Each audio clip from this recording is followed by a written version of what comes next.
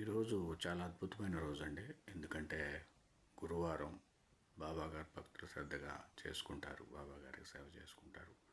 అట్లాగే రామకృష్ణ పరమహంస గారి జయంతి అండి. ఆయన్ని అంతకుముందు ఆయన గదాధరుడు అనేవారు. అయితే రామకృష్ణ పరమహంస గారు కాళికామాత అమ్మవారిని సేవించారు. అట్లాగే తోతాపురి అనే జ్ఞాన్ని కూడా సేవించారు.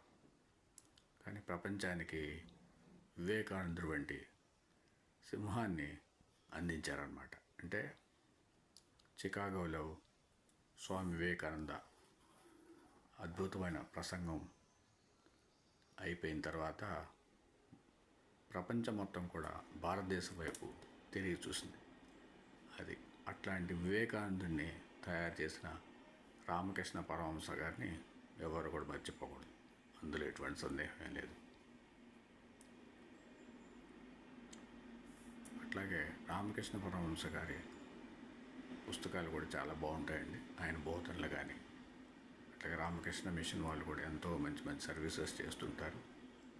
అది మనం బాబా గారి భక్తులు అయినా, లేకపోతే కృష్ణుడి భక్తులు అయినా, లేకపోతే రాముడి భక్తులు అయినా, శివుడి భక్తులు అయినా, ఎక్కడైనా సరే మంచి జరుగుతుంటే వెళ్ళి చూడటంలో తప్పులేదు.